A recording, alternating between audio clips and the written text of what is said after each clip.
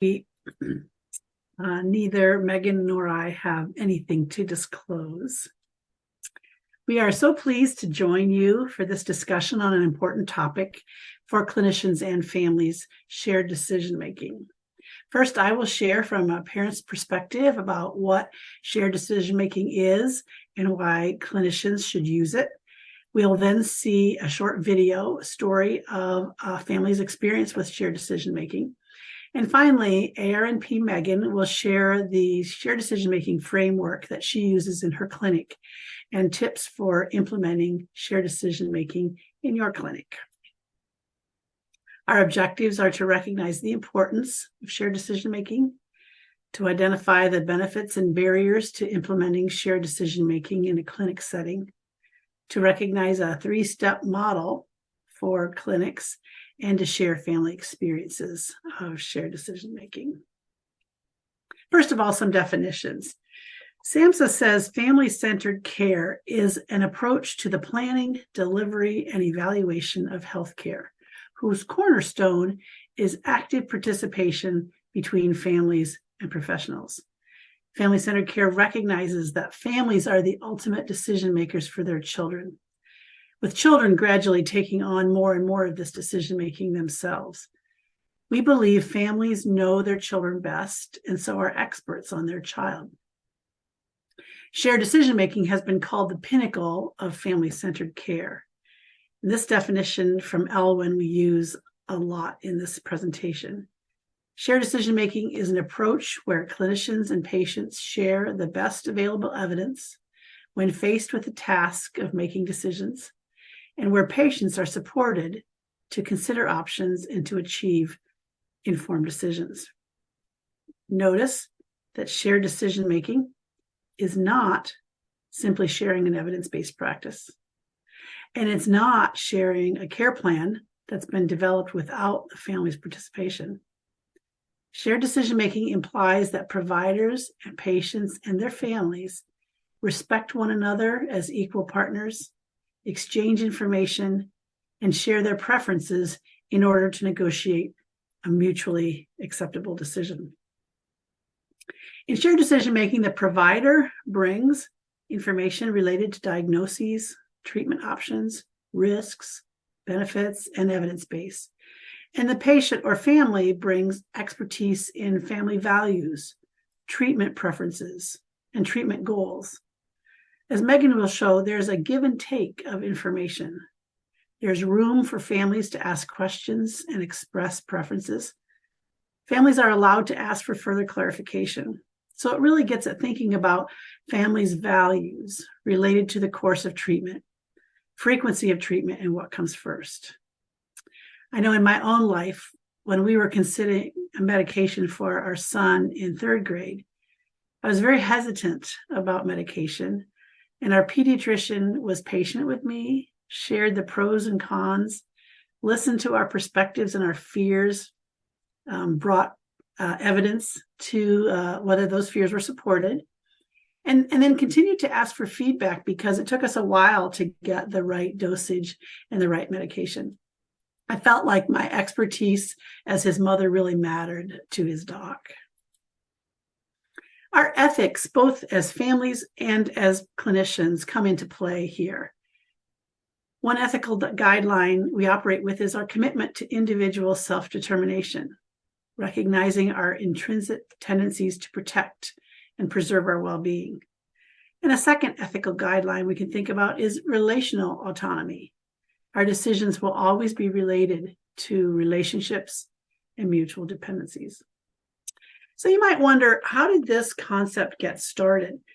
Actually, back in the 1970s, parents of children and youth with special healthcare needs started banding together to work to change hospital visiting policies. Eventually, they connected with other disability activists and coined this phrase, "nothing about us without us." We need to be at the table whenever decisions are made concerning policies or practices that affect us.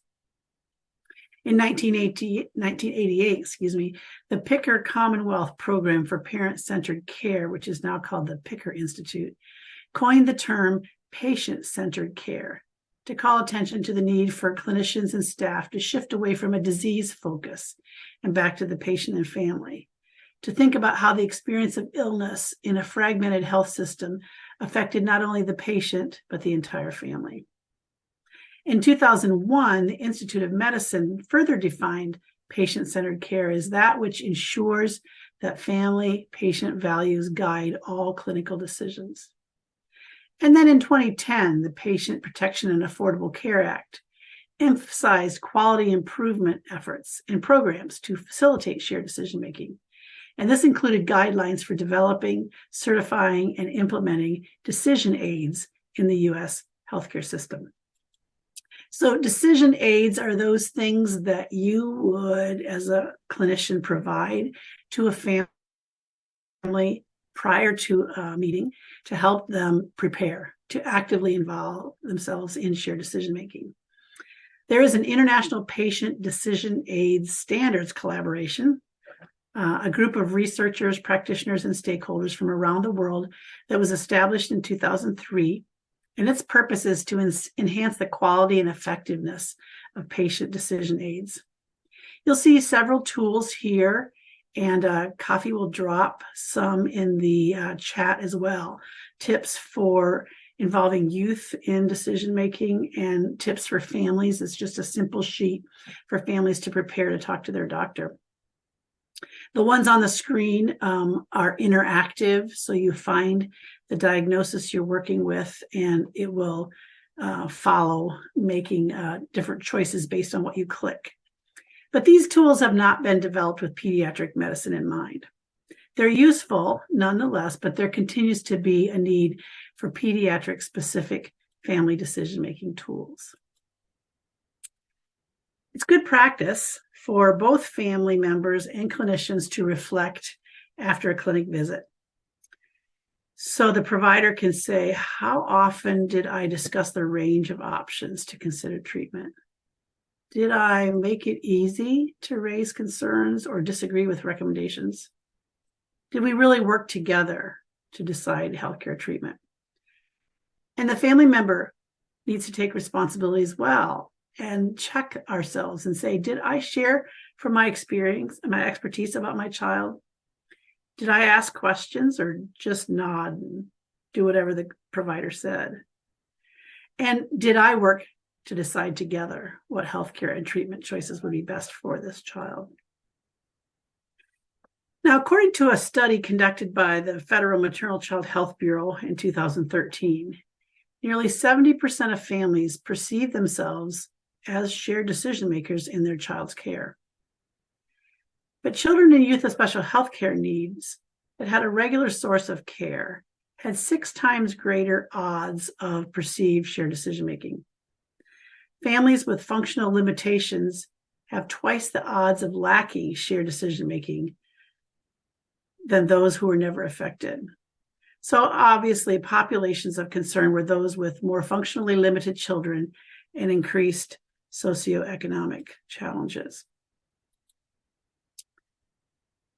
So what are the barriers and myths?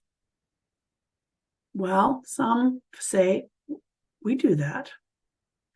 Many providers feel as if they already do a good job of involving people in decisions, although people who use the service do not always agree. Shared decision-making uses tools to help deepen meaningful conversations. Others say we don't have time. Shared decision-making, and Megan will talk more about this, has the potential to increase efficient use of time. We know the crunch that providers are in these days with limited meeting times with families. Many tools like these decision aids are designed to be used outside or prior to appointments, so families come to those appointments really prepared to discuss their healthcare decisions. Some say, well, our patients wouldn't be interested in that. Many factors can influence a family's interest in decision-making, such as limited experience or belief that their opinions don't matter. Typically, though, research has shown that patients and families want to be involved in decisions about treatment and their care. And another barrier or myth would be our patients don't have the ability to be partners in shared decision-making.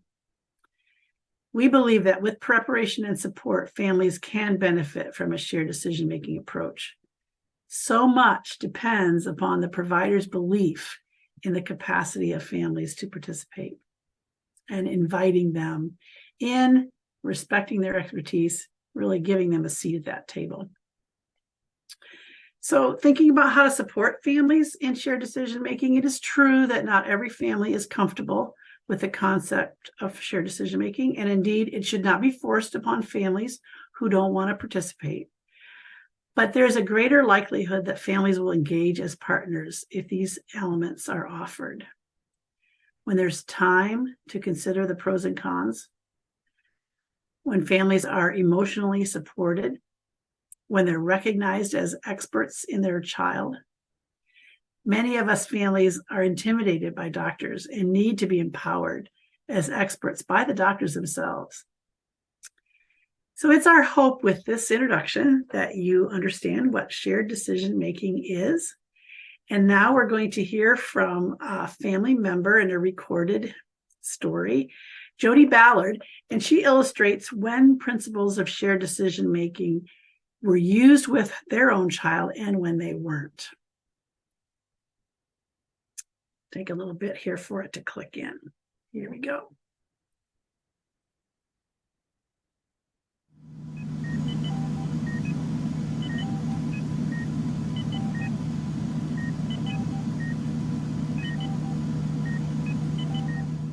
When our daughter Gianna came home from the hospital at 2 months old with an NG tube to supplement her daily feedings, it was an adventure. I thought I'd overcome the greatest challenge when I hesitantly learned how to place her tube, but it soon became apparent that managing those feedings and the associated vomiting would provide a great challenge of its own. We discovered that running feeds slowly and reducing Gianna's movement and activity after feedings would help with our attempts to reduce vomiting, but still she experienced it several times a day. I wondered how she could possibly grow when so much of her nutrition was being scrubbed off the floor or tossed in the laundry. Plus, I couldn't help but wonder how limiting her activity and movement throughout the day was affecting her overall development.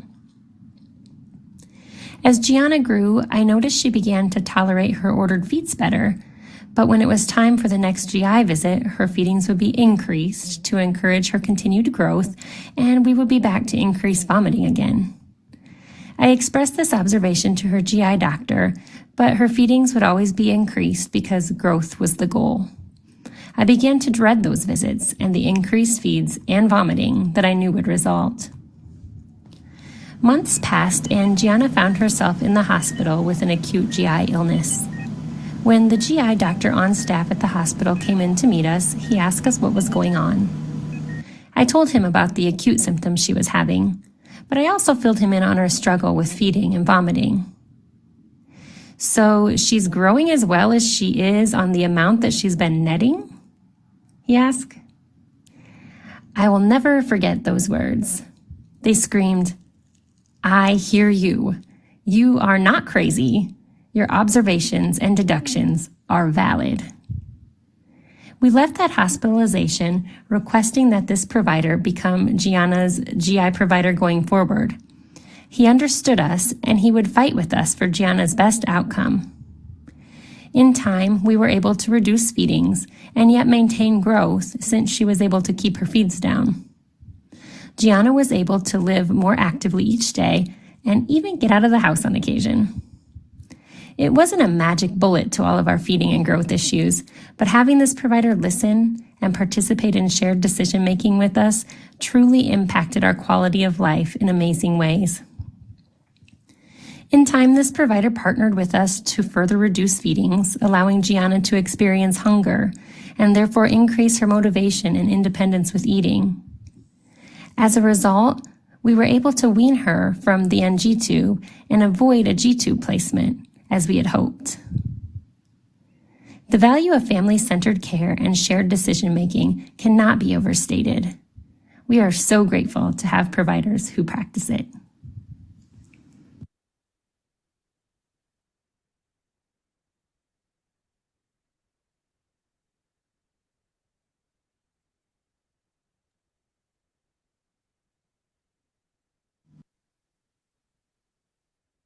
Okay, Megan, over to you for how you experience shared decision making from a clinician's point of view. All right. Well, thank you everybody for attending. As previously stated, I have both parent and provider experience in shared decision making, and I hope to enrich this presentation with both perspectives. Today, I'll share an evidence-based framework, firsthand experience in utilizing shared decision making, and hopefully it'll come together in a practical way for you to apply into your own practice. Shared decision making for me has been useful in my daily practice as it saves time in the long term and it creates a positive patient experience. My verbal and survey family feedback typically has the reoccurring theme of appreciation and feeling heard and empowered. From my perspective, this has been key in building rapport and setting that healthy foundation of provider-patient relationship. Okay, next, please. So as Diane previously shared, there are several benefits. Improved patient outcomes, it increases patient understanding following treatment plans, it supports positive communication and patient experience, it addresses the Press-Ganey survey question, care providers' effort to include me in decision about my care. It reduces demand on resources. And again, it improves provider and patient satisfaction. So right now, I would like you to pause, look at the screen, do a little introspection. What one appeals most to you? What one motivates you? You can jot that down, make a mental note of it. As we move through these next slides, this will be your why or your motivator of the reason to implement these things or to practice shared decision making. Next, please. So Elwyn's shared decision making is one available model, and it's referenced by the Press-Ganey. This model promotes inclusion and patient involvement. Other UIHC clinics have implemented this as a quality improvement project. They've had positive outcomes. And this is something I use at child health specialty clinics in my daily practice. Next, please. So there's 3 basic steps: choice talk, option talk, decision talk. As we go through the next few slides, I'll guide you through these steps. We'll drill down deeper. With each step, it sounds very involved, but try not to overthink it. It's very fluid, and each step leads to the next. This is simply the framework. After you practice it, it will become a natural part of your clinic experience. For myself, I've found that on subsequent visits, patients anticipate that structure, and it leads to very efficient communication and clinic visits. Next, please. So in step 1, choice talk, it's the pre-planning step, and it may be done remotely or pre-visit. An example could be the handouts that Diane was describing. It can also be done through electronic communication on your EMR, possibly when you have a diagnostic test come through and you're communicating with that patient, discussing those results. The first section would be to step back. We're going to summarize. We're going to say something like, now that we've identified the problem, it's time to think about what to do next. We're going to offer a choice. In this section, be aware that patients may have misconstrue that when we provide choices, they may perceive us as incompetent or uninformed. But we can avoid that misconception by saying something like, there's information about how these treatments differ, and I would like to discuss with you. We're going to justify choice by emphasizing the importance of respecting individual preferences and addressing the role uncertainties. So prompts may look like treatments are not always effective and the chance of experiencing side effects vary because patients may not always be aware of the extent of uncertainty in medicine. As we all know, evidence may be lacking in some of our treatment and lacking in individual outcomes and unpredictable outcomes at individual levels. Okay, next, please. So we're going to check in with their reaction. So in this section, we are looking at their expressions, any concerns that may be coming up. We're watching their body language, and we might want to say something like, shall we go on? Shall I tell you about other options? Some reassurance may be needed in this moment. Some patients may react by wanting the clinician to tell them what to do. They may want to close. We want to provide that reassurance and say, I'll guide you through this process, and I'm happy to share my views. But before I do so, let's describe the options in more details and discuss your concerns. Next, please. So this rolls into option talk, or step 2. So we're basically gathering where that patient is at. We're going to meet them where they are. We're going to tailor our education and discuss and tailor our discussions to their needs. So we want to check in with their knowledge. Even a well-informed patient may be only partially aware of options and the associations of harms and benefits or misinformation. We may want to check with them by saying, what have you heard or read about the treatment of whatever the diagnosis is or the problem is? Then we're going to list options. We're going to make a clear list of options as it provides good structure. We may jot them down. We may already use a decision aid at that point. We may say, let me list the options before we get into more details. And if it's appropriate at that point, we may include watchful waiting. The option is to do nothing. That may be included. And then we're going to describe the options. So we're going to generate dialogue and explore preferences. We're going to put them in practical terms. We may say both options are similar, and we may involve taking medicine on a regular basis or surgery versus medication. What are the similarities? What are the differences? What can be postponed? What is reversible? What is irreversible? So comparing and contrasting options. Okay, next, please. So as we continue to discuss options, we will include information about harm and benefits. We need to be very clear about pros and cons, provide risk data in absolute and in relative terms, and try to give it in chunks, and check in with the patient in those little chunks. Again, we're going to use the decision aids as a guide. Those examples may be issue cards, decision boards, or option grids, which I believe are found in Diane's little section she talked about before, those hyperlinks. You can say something like, these tools have been designed to help you understand options in more detail. If you need more time, you can take the time and come back. We'll talk about it later. Pause.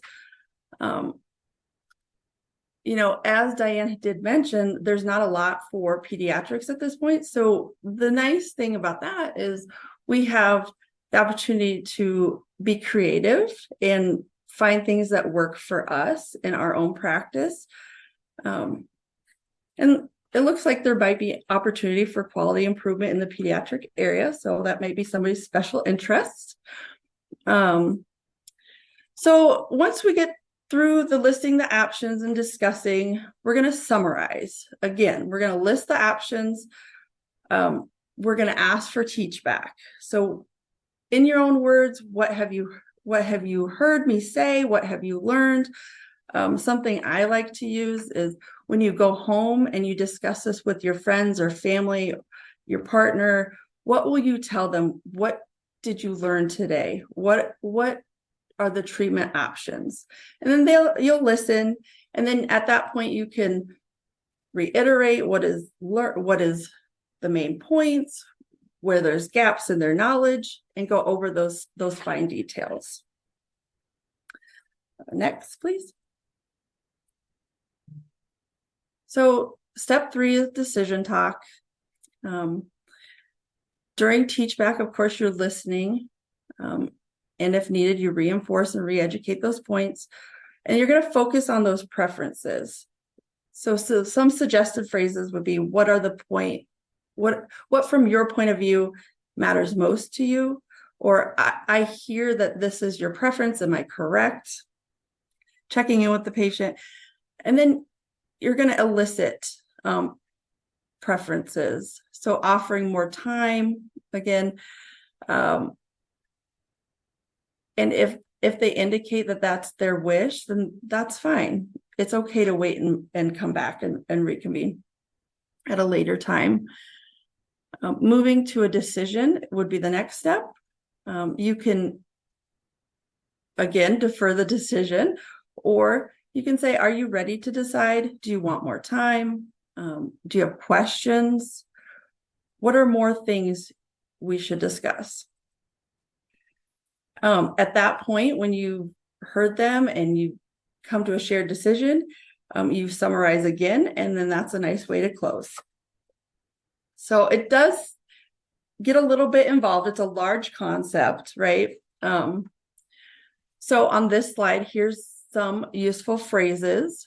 You can just look over that briefly. I really stated most of those, and they'll be on the handout that I'm providing for you to use in your own practice.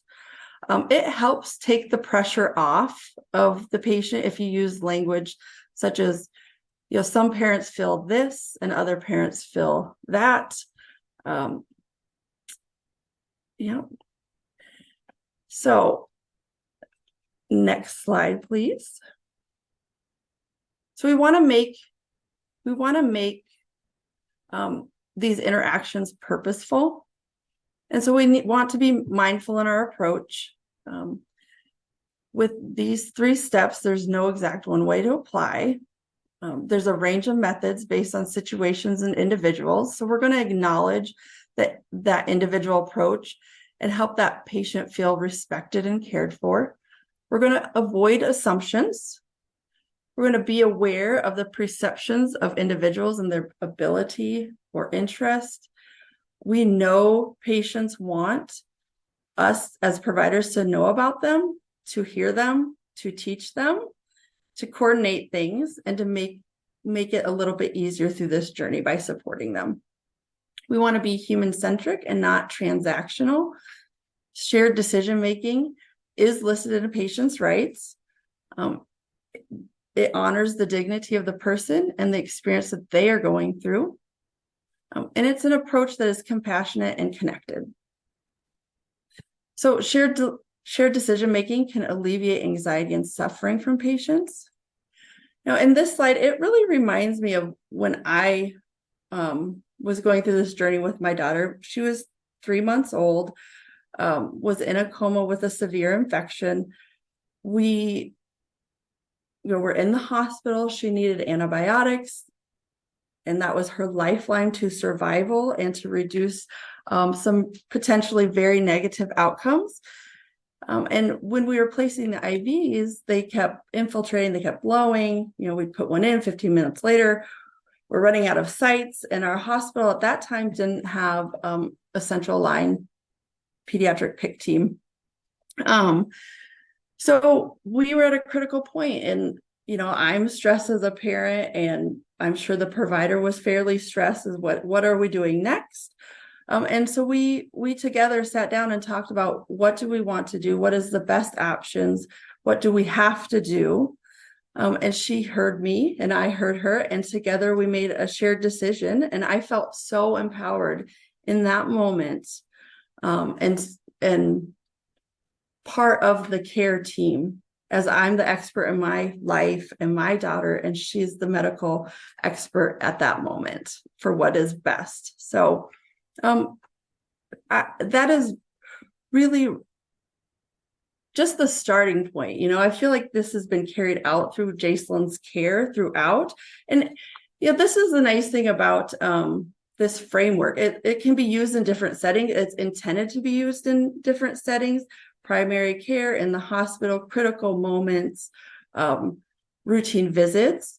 It's supposed to be very versatile. Okay, next slide, please.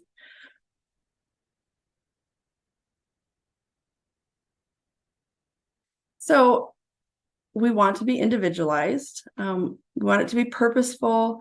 It should be individualized. So I want you to look at these questions on the left. Pick any two. And then look at the scenarios on the right.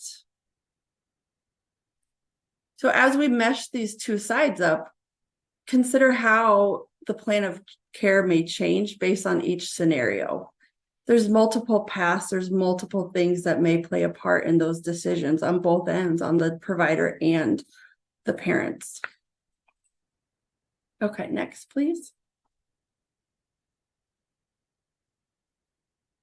So I want to provide a case example of what is commonly seen in my practice. So here we have an 8-year-old. We have a diagnosis of ADHD. Where they're at on that journey could be different places. It could be a new diagnosis. We could be on medication. We could be not on medication. There's been multiple calls from the school, so it's impacting the family, the school dynamic, the parent dynamic. They have a behavioral support at school. So is that enough? What we're doing today, is that enough? Are they meeting their goals? Where are we at on that path? And the parents are finding difficulty in keeping daycare. So it's very, in this situation, it's very, there's a lot of things affecting the quality of life of all people, teachers involved, child involved, and family.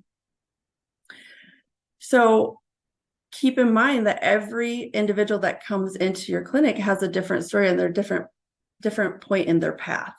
And when I ask a parent questions, I oftentimes look at both the parent and the child, why they're in the office, and what are your thoughts? What is going on? How are you feeling?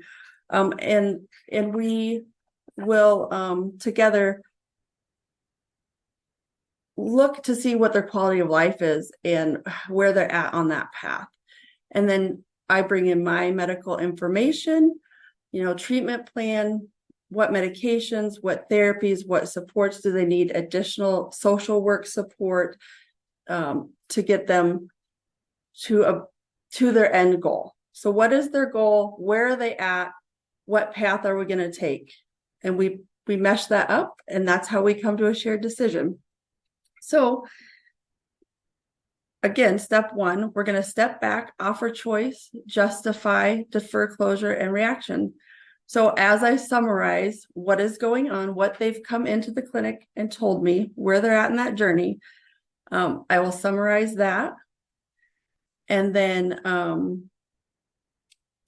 we will talk about the options. So I'll list the options of what we're doing, what we could be doing. That may include medications, therapies, so forth. And then I ask, what sounds like a good option to you? What would you like to do? What concerns do you have about option A, B, or C? And then we usually come to a shared decision at that point. So it seems very complex, but it's very condensed and free flowing and simple. Next, please. So here's a nice osmosis video. It does use an adult example, but it again, it reinforces that framework that we've discussed.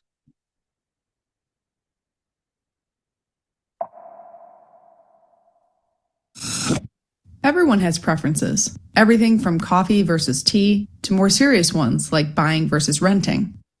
These preferences are particularly important when it comes to your health. For example, do you prefer to take medications which may have side effects, or do you prefer to hold off on medications to see if things improve on their own? Probably depends on the situation, right? Well, shared decision-making between an individual, their family, and the entire healthcare team helps ensure that an individual's preferences are respected and prioritized. In some conditions like breast cancer, prostate cancer, heart conditions, and back pain are especially sensitive to individual preferences. In fact, informed choices typically lead to better outcomes. Now, to make a well-informed choice, individuals need reliable information about the pros and cons of a treatment option. That can come from a decision aid like a pamphlet, video, or a website. Let's take an example of back pain. Imagine there's an elderly woman named Ramona who's been struggling with chronic back pain. She goes online and finds a variety of options, wearing a back brace, trying yoga, surgery, and losing weight, just to name a few. But it's hard to know what information to trust.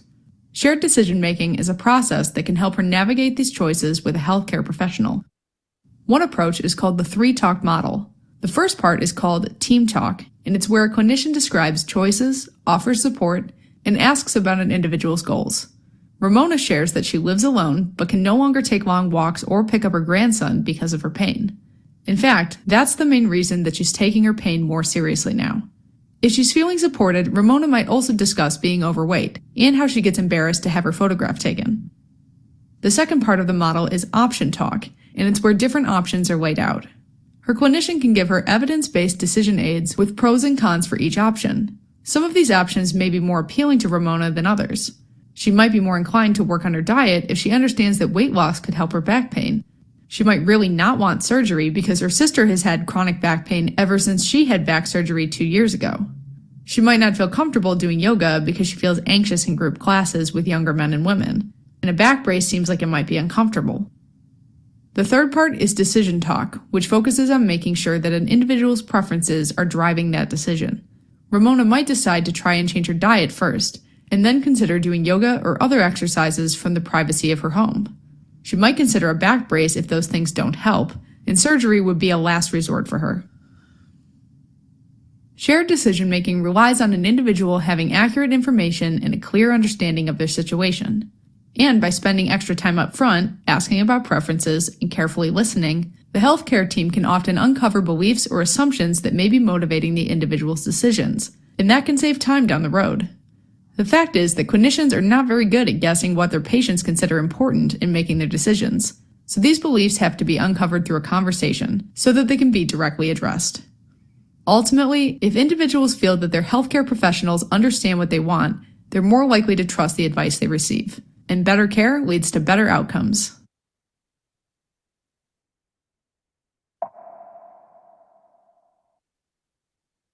Okay.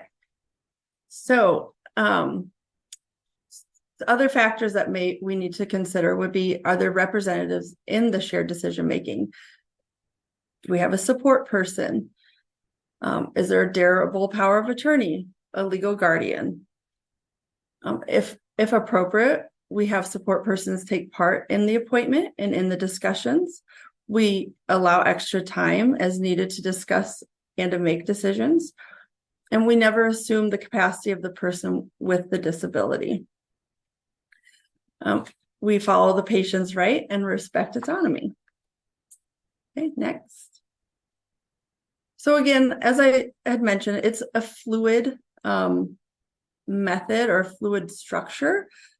And here's another way to look at shared decision making. We're going to weigh outcomes and alternatives.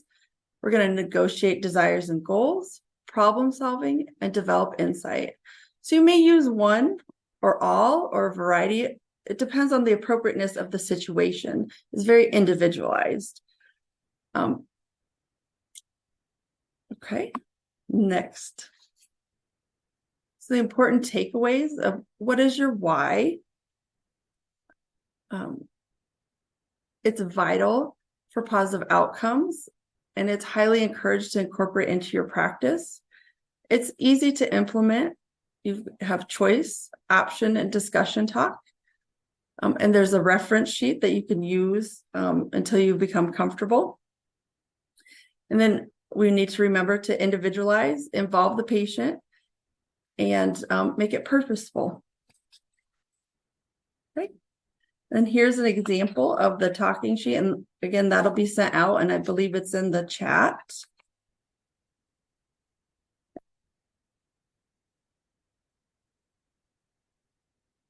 Okay. I believe we're at the point of questions. If there's questions.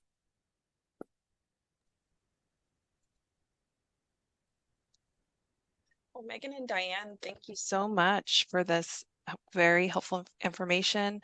I appreciated the examples that you provided and you're sharing your own experience and your lived experience. We now have time to take questions, so please feel free to enter your questions into the Q&A. To get us started, I wanted to kind of begin with a question that came in during registration. What are some of the ways, and I know you addressed this in the handout, but what are some of the ways to empower children and teens to be a part of the decision making? Because I know oftentimes it's probably focused on the parents and caregivers. I like to include the child. Oftentimes I'll start by saying, hey, we're gonna discuss some things. If at any point you want to interrupt and tell us what you're thinking or how you feel about anything that's being discussed. If you have questions, it's based on their developmental age and where they're at. A lot of times I'll involve the parents, and we may reframe what is being asked. We may have that parent discussion going, and we'll pause and we'll look at the child, say, what do you think? And reframe into a child appropriate language. I think part of that is modeling too, as a parent. When I would see my child advocating for themselves or speaking up, I would name that and encourage that and say, oh, I see you wanted to share the decision making that's happening at your doctor's office. That's really good. Instead of telling them, now be quiet and listen to the doctor, to really affirm and build that up so children become adults who are self-advocates. Mm-hmm, mm-hmm. Yeah, I like to encourage self-awareness. So if we're going to therapy or if we're taking medications, I like to coach the parent and the child. How do you feel before? How do you feel today? And when we come back, let's talk about how you feel when you come back. What has changed? Has it gotten better? Is it the same? Is it worse? At any point, let's check in on those things. So I really encourage learning self-advocacy and self-awareness at an early age. Thank you.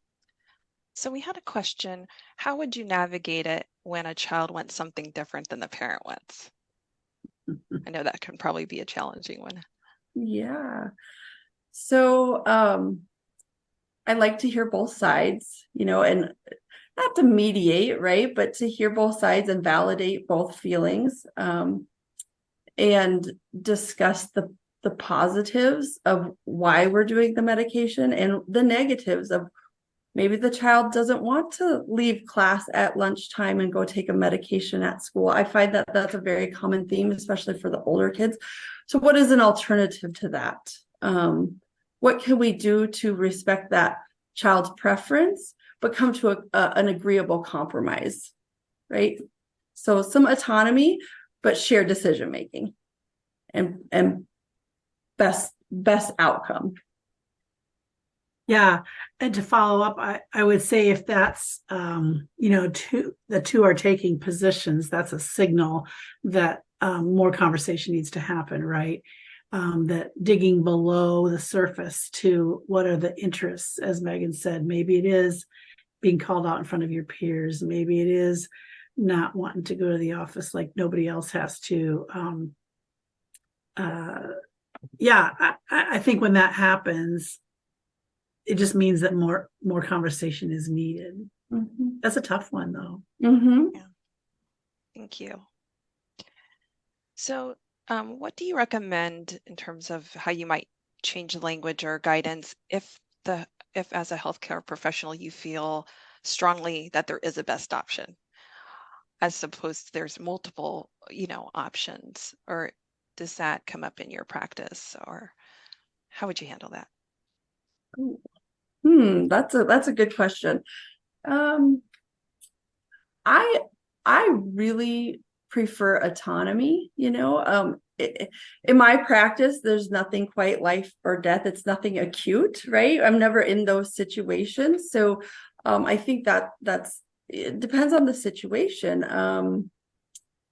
For me, I would re-educate. I think education, and it's at the end of the day, it's the parent, the child's, it's their life. They know best. They're the expert, and give them the best information that you can. All right, thank you. So as providers kind of work this into their clinical practice, I know that one of the things you said is a common concern is there enough time? Are there any other tips for like shortcuts for how to do this, or some key takeaways if they have limited time? Are there just some ways, even with limited time, to incorporate this into the clinic visit? I think, on the initial visit is usually where it's spent the most time typically, because you're setting up, that's where you got a lot of the education. And if you set up this framework and it flows, and the next subsequent visits, they come in and they're already felt educated and empowered from the first visit.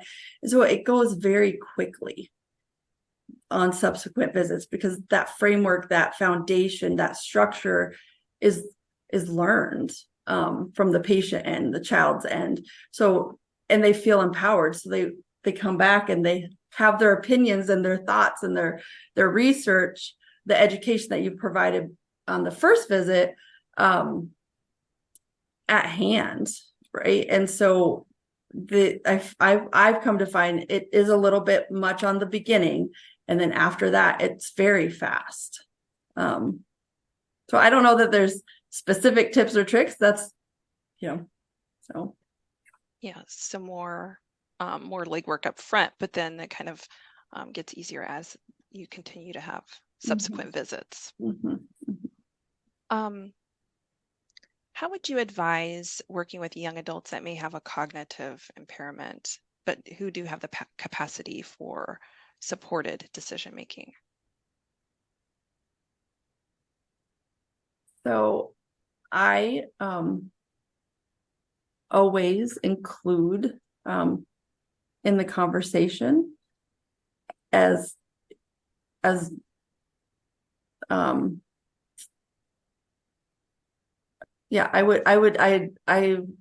use language that's appropriate, right? So depending on the patient's need or the child's needs or the family member's needs, the language that's appropriate to meet their needs. And if they have a decision helper, it depends on their age.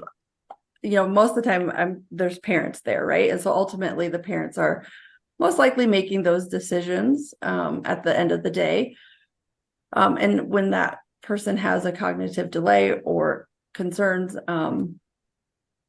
we just re-educate and discuss and reinforce and use language that's appropriate for them. All right, thank you. I thought a really powerful part of the presentation was sharing Jody's digital story. I thought since we have some time just talking a little bit about the Digital Stories project and the impact that's had. Sure. Yeah.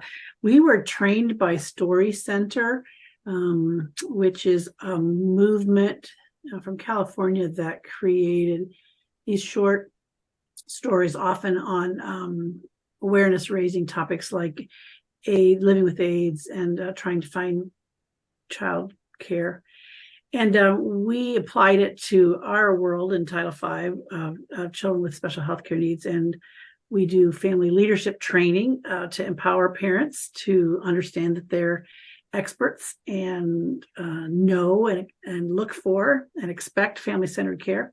And so this digital storytelling is one of the trainings then we offered to families. And it's a 2.5-day training. They meet with us, learn the 7 steps to storytelling, and then they do a voiceover of the script that they prepared from their family experience that they want to get out there for awareness raising, for making changes, for bringing justice to systems that are broken.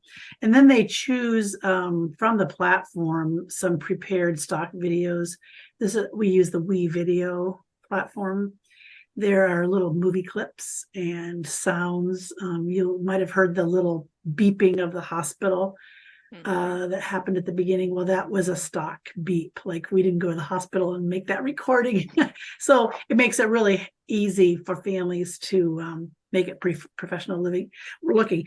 It even is used in elementary schools quite a bit now, and it's sort of an intuitive process, and kids are pretty good at creating those, so we parents can follow them. We do encourage them to upload pictures, artifacts from their own experience, but for children's privacy on digital platforms, we discourage like a full frontal picture of a child. We might use their hands, their feet, the back of their head, a side view to get a feeling for what the child's experienced, but not to put out on social media a story about this child before they're old enough to consent to having their story out there. So it actually becomes quite a bit the parent's experience of raising a child with disabilities, which is always useful, I think, for to encourage other parents in this journey. So that's kind of what our training is about. Well, thank you. Yeah, it was a really powerful example, I thought, to share on how shared decision making has such a positive impact. I wanted to just talk a little bit about some of the handouts. So I did include the 3 handouts in the chat section, so those are available to download.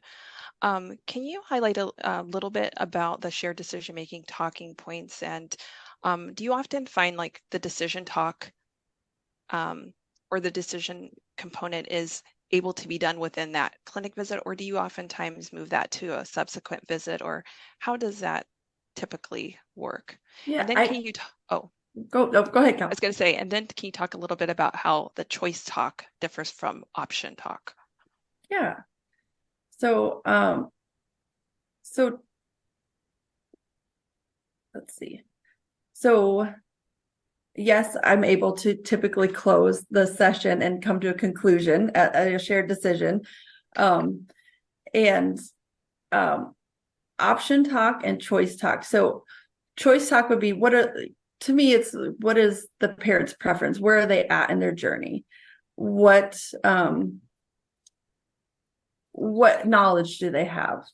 And then choice talk would, let me see. Choice talk would be, excuse me, I've flipped that around. So choice talk would be more like, where is the patient at? What are the preferences? That history, that summarization of what is going on. And then option talks, what are the options of the treatment plan? And knowing their preferences or where they're at in their life and what would work and what wouldn't work, and incorporating those together. And then that's where you come up with your decision, right? So where are they at? What are the options with their preferences? Shared decision. All right, thank you. I like how you talked about having that where the family says back what those options were, what they understand those to be. I think that's a really helpful that they're able to share back to you what they heard and Sure. any questions that they have. Yeah, that's a nice place to evaluate what they've heard and what they've learned, and if they're having a difficult time making those decisions or understanding what you were trying to express as a provider in the education, to find those points and cover those. All right. Well, thank you both. So we are coming to the close of the session. So I'll cover a couple housekeeping items before we close. This course was certified for AMA PRA Category 1 credit. Attendees are eligible to claim continuing education credit by completing the evaluation and downloading their certificate of participation. I did upload the step-by-step instructions in the chat, so that's available to download, or I will also be sending this in the follow-up email after the session. And for questions, please don't hesitate to reach out to me. My email is kafi, KAFI-DIXON @uiowa.edu. And so in closing, I just want to thank Megan and Diane for providing this helpful guidance on shared decision making. And I want to thank everyone for attending this afternoon. Have a great rest of your day.